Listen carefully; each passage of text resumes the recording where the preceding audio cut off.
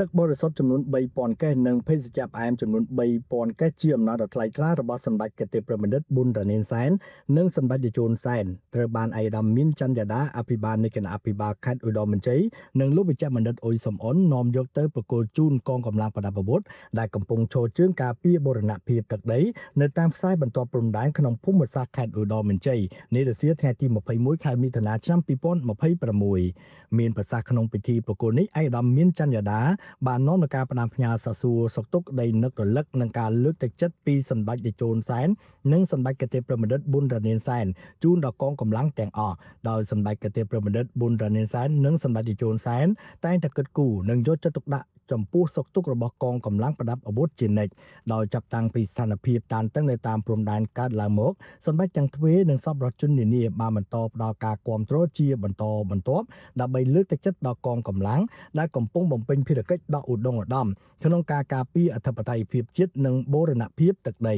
ចាស់ស្ដែងដូចជាសកម្មភាពនៅថ្ងៃនេះធ្វើឡើងក្រោមគំនិតដូចបានរបស់សម្ដេចគតិប្រិមត្តដែលបង្ហាញពីការផ្សារភ្ជាប់មនោសញ្ចេតនាជាមួយបងប្អូនជាកងកម្លាំងប្រដាប់អាវុធនិងការយកឱកាសនៃពិធីបុណ្យចម្រើនប្រជញ្ញព្រះវស្សាសម្ដេចព្រះមហាក្សត្រីព្រះវររាជមាតាជាតិខ្មែរជាទីគោរពសក្ការៈដ៏ខ្ពង់ខ្ពស់បំផុតកាលពីថ្ងៃទី18ខែមិថុនាឆ្នាំ2026នេះដើម្បីផ្ដល់ជូនបងប្អូនកងកម្លាំងឈរជើងតាមខ្សែបន្ទាត់ព្រំដែនក្នុងភូមិសាស្ត្រខេត្តឧត្តរមានជ័យដូច្នេះតាមរយៈអំណោយដ៏ថ្លៃថ្លានៅក្នុងថ្ងៃនេះសូមថ្វាយព្រះពរសម្ដេចព្រះមហាក្សត្រីព្រះវររាជមាតាជាតិខ្មែរជាទីគោរពសក្ការៈដ៏ខ្ពង់ខ្ពស់បំផុតសូមមានព្រះសុខភាពល្អពេញបរិបូរណ៍ព្រះកាយពលមាំមួននិងព្រះជន្មាយុយឺនយូរដើម្បីគង់ប្រថាប់ជាម្លប់ដ៏ត្រជាក់ត្រជុំសម្រាប់ប្រជារាស្ត្រជាកូនជាចៅចៅទួតជារៀងដរាបតទៅនិងសូមបួងសួងដល់គុណបុណ្យព្រះរតនត្រ័យនិងវត្ថុស័ក្តិសិទ្ធិទាំងអស់ក្នុងលោកតាមរយៈសកម្មភាពនៅក្នុងថ្ងៃនេះដែរជូនដល់សម្ដេចគតិប្រិមត្តប៊ុនរ៉ានីនសែនជាមេដាមនុស្សធម៌ឬអ្នកម្ដាយមនុស្សធម៌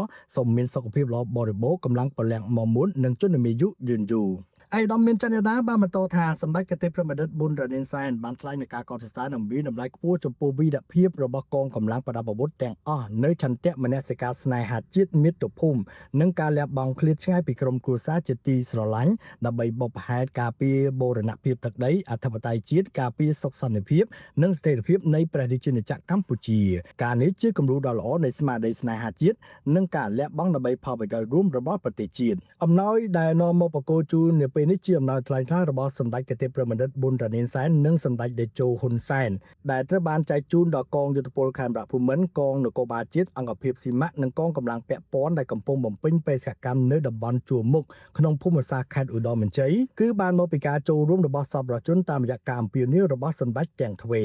ហើយអំណោយដ៏ថ្លៃថ្លានេះដែរឯកឧត្តមបានបញ្ជាក់ថាគ្រាន់តែជាការចូលរួមបន្ថែមពីសំណាក់សម្ដេចតេជោនសែននិងសម្ដេចគតិប្រិមត្តប៊ុនរ៉ានីនសែនព្រមទាំងសប្បុរសជនបន្ថែមពីលើការយកចិត្តទុកដាក់និងគាំទ្រគ្រប់បែបយ៉ាងរបស់រាជរដ្ឋាភិបាលចំពោះកងកម្លាំងប្រដាប់អាវុធទន្ទឹមនេះសម្ដេចគតិប្រិមត្តប៊ុនរ៉ានីនសែននិងសម្ដេចតេជោនសែននឹងនៅតែបន្តគៀងគរធនធាននិងផ្ដល់ជំនួយទៅកាន់អង្គភាពកងកម្លាំងផ្សេងៗទៀតជាបន្តបន្ទាប់ជាចុងក្រោយឯកឧត្តមក៏បានជូនពរឲ្យកម្លាំងកងទ័ពកម្លាំងនគរបាលនិងកម្លាំងពាក់ព័ន្ធទាំងអស់មានសុខភាពល្អកម្លាំងមាំមួននិងបន្តសម្ដេចបានជោគជ័យក្នុងការបំពេញបេសកកម្មដ៏ឧត្តមឧត្តមក្នុងការការពារជាតិមាតុភូមិ